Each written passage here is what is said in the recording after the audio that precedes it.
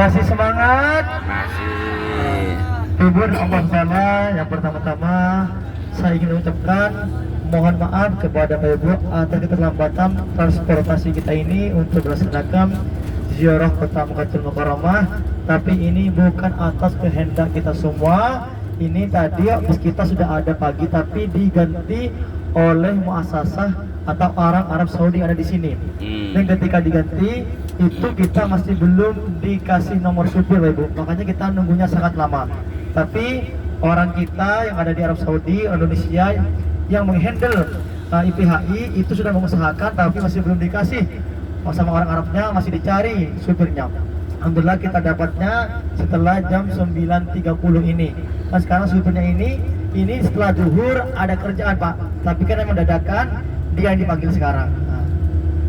Diucapkan mohon maaf Bapak Ibu untuk kesabarannya. Insya Allah Bapak Ibu ini adalah ujian dari Allah Subhanahu Wa Taala untuk mengangkat derajat kita. Karena dalam hadis Bukhari Muslim itu Rasulullah bersabda, apabila seorang Muslim ketika dapat ujian, ketika sakit, mungkin keterpurukan, tapi tetap sabar, insya Allah dosa-dosa kita akan diampuni oleh Allah Subhanahu Wa Taala. Mungkin lewat ujian inilah dosa kita akan diampuni oleh Allah Subhanahu Wa Taala. Insya Allah derajat kita akan diangkat oleh Allah Subhanahu Wa Taala. Terus dengan Allah Subhanahu Wa Taala kita akan berziarah. Yang pertama yang akan kita kunjungi adalah Jabal Sur. Yang pertama dikunjungi adalah Jabal Sur. Yang kedua adalah Jabal Rahmah atau Arafah. Yang ketiga kita akan melewati Musdalifah. Yang keempat kita akan melewati Mina atau Jamarat. Dan setelah itu kita akan mengambil mikot di Masjid Dionah bagi yang ingin melaksanakan umroh yang kedua. Dan setelah itu kita akan pulang, tapi kita masih melewati Jabal Nur atau Gua Hira. Dan juga kita akan melewati Makam Ma'lah dan juga Masjid Jin. Dan setelah itu kita pulang ke hotel. Pulang ke hotel kita makan. Setelah makan kita sholat berjamaahnya dalam satu rombongan ini, tidak ikut dengan Imam Masjidil Haram.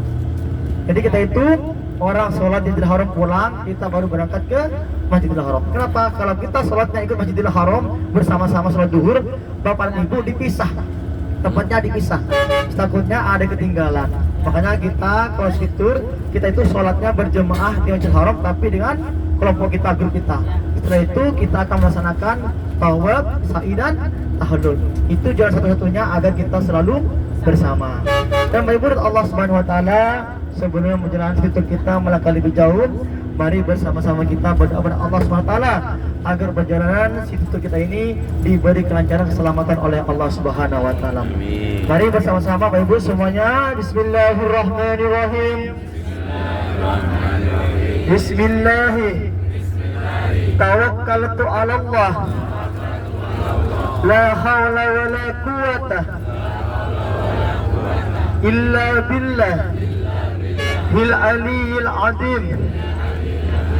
Bismillahi majraha wa mursaha inna rabbi la ghafurur rahim.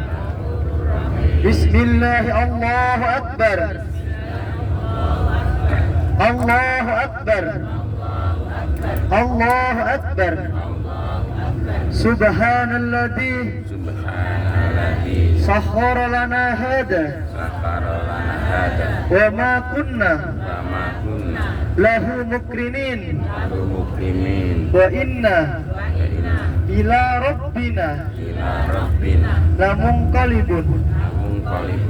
Rabbana atina fid dunya hasanah wa fil akhirati hasanah wa qina adzabannar. Al-Fatihah. Alhamdulillahirabbil alamin arrahmanir rahim maliki yaumiddin iyyaka na'budu wa iyyaka nasta'in ihdinas siratal mustaqim siratal ladzina an'amta 'alaihim ghairil maghdubi 'alaihim waladdallin. Bapak Ibu dengan Allah Subhanahu Wa Taala, kita hari ini akan keliling kota Makkatul Mukarramah. Jadi kepada Bapak Ibu, ketika masih belum ngantuk usahakan jangan tidur, karena kita satu kali keliling kota Makkatul Mukarramah. Jadi usahakan gunakan sebaik mungkin kesempatan kita untuk keliling kota Makkatul Mukarramah. Inilah kota Makkatul Mukarramah di sebelah kanan kiri kita ini Bapak. Semuanya adalah perbukitan, pergunungan. Inilah kota yang dimuliakan oleh Allah Subhanahu wa taala sejak menciptakan langit dan bumi. Ini kota Makkah Ibu. Kota yang berkeutamaan yaitu Masjidil Haram 100.000 pahala. Di mana kota Makkatul Mukarramah ini tempat kelahiran baginda Nabi besar Muhammad sallallahu alaihi wasallam. Jadi Rasulullah lahir di kota Makkah.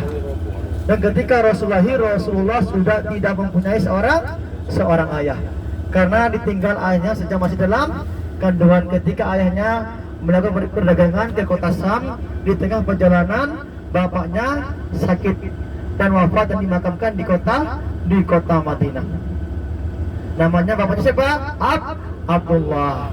Dan ketika lahir Rasulullah diasuh oleh ibu angkatnya. Namanya yang pertama adalah Suaibah, dan yang kedua Halimatus Sa'diyah. Dan ketika diasuh oleh Halimatus Sa'diyah, Rasulullah ketika bermain bersama sahabatnya, bersama teman-temannya, dadanya Rasulullah dibelah oleh malaikat Jibril dan dibasuh hatinya oleh malaikat Jibril dengan air Zam-Zam, dan mangkoknya dari mangkok emas. Bukan berarti hati Rasulullah kotor, tapi dibersihkan dari bisikan setan. Dan setelah itu teman-temannya mengira bahwa Rasulullah sudah wafat, dan datanglah ibu angkatnya Halimatus Sa'diyah dan mengecek bahwa Rasulullah pada waktu itu masih hidup Ibu, tapi dalam keadaan kurang sadar, dan dadanya masih ada belahan dadanya ketika dibelah oleh malaikat Jibril. Dan ketika itu Halimatus Sa'diyah itu takut karena melihat dadanya Rasulullah dibelah oleh malaikat Jibril, dan dikasih kepada ibunya Siti Aminah. Dan ketika itu kurang lebih masih berumur 4 sampai 5 tahun. Dan ketika itu diasuh oleh ibunya Siti Aminah, Rasulullah bersama ibunya itu berziarah ke makamnya ayahnya Abdullah ke kota Madinatul Munawwarah. Dan ketika sampai di kota Madinah, ketika ingin pulang ke kota Makkatul Mukarramah, ibunya Rasulullah Siti Aminah juga sakit Ibu, dan wafat itu di perbatasan atau di pertengahan antara kota Madinah dan kota Mekah, dan dimakamkan namanya kotanya Abwa. Nama kotanya Abwa. Nah, setelah wafat ibunda tercinta Rasulullah SAW, Rasulullah diasuh oleh kakeknya yaitu Abdul Muttalib. Kurang lebih selama 2 tahun Ibu diasuh oleh kakeknya. Dan setelah 2 tahun kakeknya wafat Ibu. Setelah kakeknya wafat, Rasulullah diasuh oleh paman tercinta Rasulullah yaitu Abu Thalib, sampai Rasulullah menikah dengan Siti Khadijah, sampai Rasulullah menjadi seorang rasul, seorang nabi, sampai menikah sampai menjadi seorang nabi. Dan setelah itu diasuh oleh Abu Thalib, Rasulullah menikah dengan Siti Khadijah, yang akan menjadi seorang nabi, seorang rasul, sampai Rasulullah berdakwah secara diam-diam 3 tahun dan secara terang-terangan selama 10 tahun di kota Makkatul Mukarramah. Di mana selama 13 tahun Rasulullah masih belum bisa menegakkan agama Islam di kota Makkatul Mukarramah. Dan ketika Rasulullah berdakwah dan melindungi siapa? Ketika dicaci oleh orang kafir Quraisy, yang melindungi adalah paman tercintanya adalah Abu Thalib. Ketika Rasulullah sudah lelah berdakwah di kota Makkah, ketika sampai di rumah, siapa menjadi penenangnya adalah Siti Khadijah, istri tercintanya Ibu. Dan di mana ketika Rasulullah berdakwah itu Rasulullah ingin dibunuh oleh pemuka orang kafir Quraisy. Karena orang kafir Quraisy berkata Muhammad ini sudah mengganggu ketenangan orang-orang kafir Quraisy kota Mekah. Karena Rasulullah melarang kesyirikan, kezaliman. Rasulullah melarang menyembah patung. Akhirnya berhala. Akhirnya Rasulullah dibilang sudah mengganggu keterangan penduduk orang kafir Quraisy Mekah. Dan pada waktu itu pemuka orang kafir Quraisy bermusyawarah di Darun Nadwah. Mereka membuka sumpah pemuka orang kafir Quraisy, dan ketika dalam musyawarah tersebut ada satu iblis yang menyerupai manusia yang ikut dalam musyawarah tersebut. Dan di mana dalam musyawarah tersebut pemuka orang kafir Quraisy ini mengusulkan 3 perkara. Perkara yang pertama yaitu bagaimana kalau kita buang Muhammad ke negara yang lain, yang jauh? Kata pemuka orang Quraisy lainnya, usulan tersebut juga ditolak oleh pemuka-pemuka orang Quraisy lainnya. Kenapa? Kalau Muhammad dibuang ke kota yang jauh lainnya, takutnya Muhammad berdakwah di kota tersebut nanti banyak pengikutnya katanya. Jadi usulan yang pertama ditolak. Usulan yang kedua, bagaimana kalau kita kurung Muhammad dalam judi besi di depan Ka'bah, jangan kita kasih makan, jangan kita kasih minum. Usulan kedua pun juga ditolak. Kenapa? Setakutnya orang-orang yang ikut ajaran Rasulullah agama Islam itu memberontak, tidak rela kalau Rasulullah dikerangkang. Akhirnya takutnya perang saudara atau dikerangkeng. Akhirnya takutnya perang saudara sama orang-orang kota Mekah. Nah, itu ditolak juga. Usulan yang ketiga dari Abu Jahal yaitu bagaimana kalau kita bunuh Muhammad. Itu usulan dari Abu Jahal. Tapi tidak dengan satu kabilah, tapi dari semua kabilah yang ada di kota Mekah. Dan usulan tersebut pun akhirnya diterima, Ibu. Rasulullah ingin dibunuh. Akhirnya pemuka orang kafir Quraisy mengumpulkan pemuda orang kafir Quraisy untuk membunuh Rasulullah SAW. Dengan itu turunlah malaikat Jibril diperintahkan oleh Allah SWT untuk menyampaikan wahyu kepada Nabi Muhammad SAW, yaitu beritahu untuk hijrah atau diperintah untuk hijrah dari kota Mekah ke kota Madinah. Setelah itu Rasulullah menghampiri sahabat terdekatnya Rasulullah itu Sayyidina Abu Bakar As-Siddiq, mengajak untuk hijrah dari kota Mekah ke kota Madinah.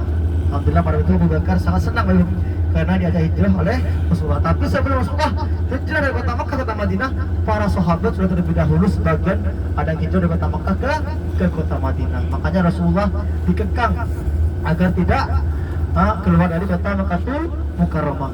Menurut Allah Taala di sebelah kanan kita ini yang dinamakan Jabal Sur. Nah, ini tempat transitnya Rasulullah sebelum hijrah dari kota Mekah ke kota Madinah. Jadi ketika di malam hari rumah Rasulullah itu dikelilingi oleh pemuka-pemuka orang kafir atau pemuda-pemuda orang kafir Quraisy yang ingin membunuh Rasulullah. Nah, Bapak dan Allah SWT, mungkin kita sejarahnya lanjutkan. Kita cuma turun ambil kenang-kenangan foto, setelah itu naik lagi. Nah, gimana? Karena kita memang waktunya sudah mepet jam 10. Kita turun foto bersama, terus kita jelasinnya di dalam bus lagi. Ya. Bagaimana? Mari kita turun semuanya, Bapak Ibu. Soalnya kita waktunya mepet. Nah, kita jaraknya terangkat dalam bis. Mari turun semuanya. Wassalamualaikum warahmatullahi wabarakatuh.